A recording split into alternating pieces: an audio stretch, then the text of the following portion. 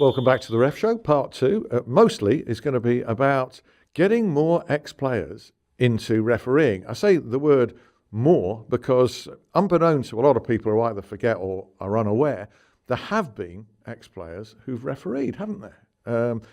I think of Steve Baines, former Chesterfield captain, as one, and there have been others. Yeah, Darren Cann was a pro. I think it's Crystal Palace. So there are Andy Davis, who's Football League referee, was a scholar as well. So there are ex-players who sort of played at academy level. Steve Baines is the exception, who sort of made it through to the Football League.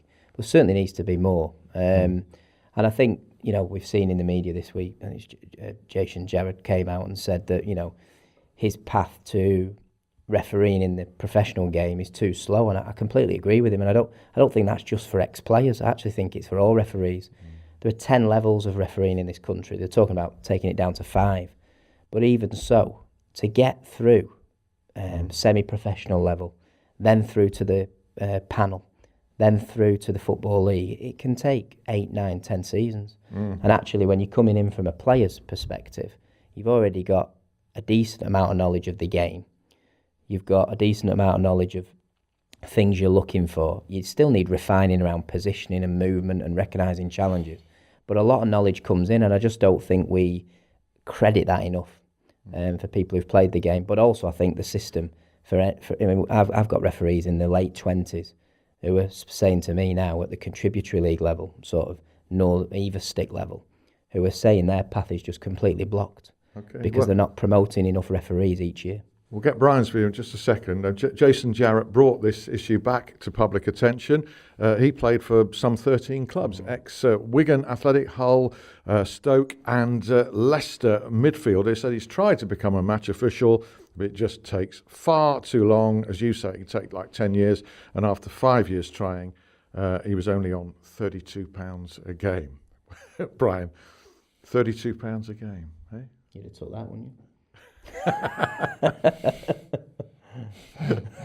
So then, my next question to Brian is, are you going to qualify and become a referee? No. I think having thought about this, it's a difficult one because as a player you spend a lot of the time, part of your career, vilifying referees and using referees as an excuse for why you've lost games and things going against you. I think it'll be a little bit hypocritical, and I just think that I just don't feel as though players on the whole, en masse, will want to be in that situation because players don't like criticism.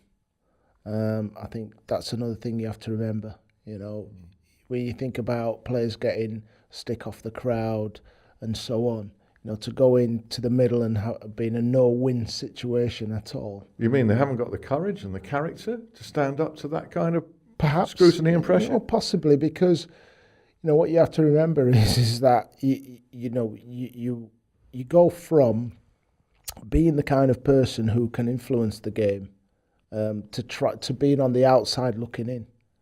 And I don't think that players are wired for that a lot of the time.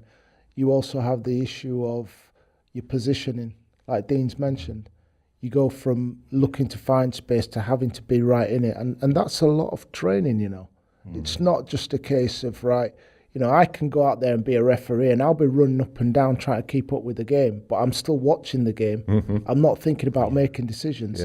So there is a massive transition, and I just don't see. I've seen players like Jamie Carragher and Danny Higginbottom and even Robbie Savage, have a go at it on telly, and it's a little bit gimmicky, but I think that there's more to it. I mean, Brian's right. I mean, I watched the Sky Sports News feature this week with Danny Higginbottom, and it was very sort of manipulated and woolly. It wasn't great, to be honest. But Jason Jarrett made another good point. I think he's played for about 13 professional clubs, and because of the rules that we have within refereeing, he would automatically be excluded from refereeing not just those teams, but any games then that involve those teams around them, well, that's ridiculous. That's a lot of teams. That's absolutely ridiculous, because you cannot ask for ex-professionals and then exclude them from every club and clubs that have played around them. And I think the PGMOL need to come up with a policy that works around that, because there's no doubt to me that anybody who wears a referee's shirt goes out with integrity and honesty, and they might make mistakes, but they're honest mistakes. So to discard somebody from that amount of teams it's not workable. No. And I think the other thing as well, if you compare what we do in this country to Europe, you are getting referees from Serbia, from other Eastern European countries who are getting onto FIFA in the mid-20s, 24, 25, and a good referee's getting a lot of experience. We're not putting our guys on till late 20s, early 30s, because there's so many levels to get through.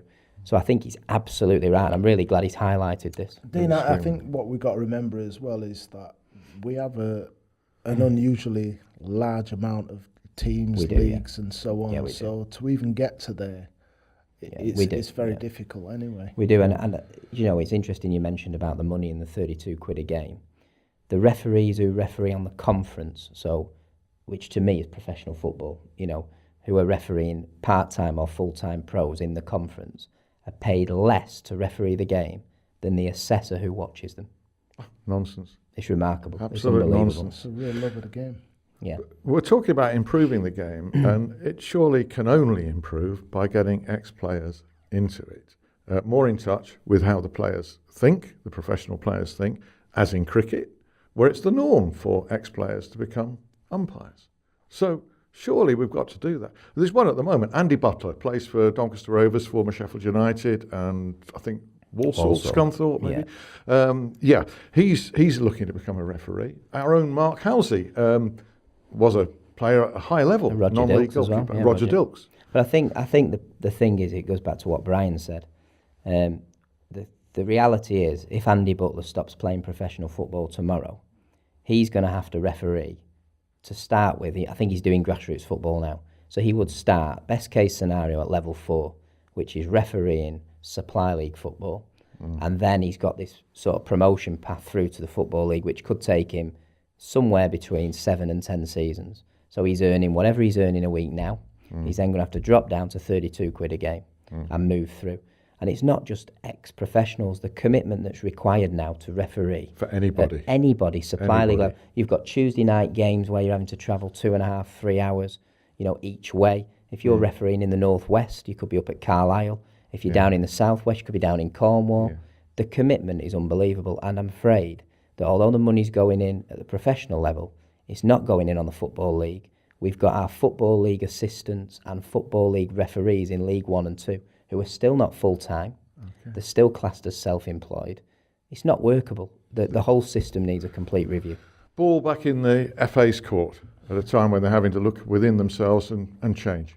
Yeah, look, I mean, I think there are similarities with that and the current academy systems and trying to get ex-players in to coach. Yeah. They're missing out on all that experience that you can pass down as an ex-player to young kids or to kids coming through to professional level and mentoring because, it's cheaper to go and get somebody who's not played and wants to go in because they see it as a career path.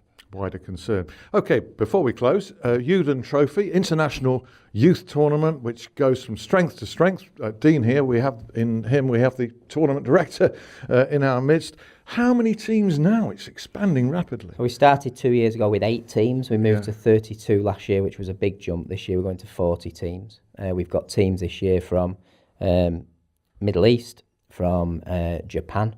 We've got Bayern Munich entering from Germany. We've got Man United.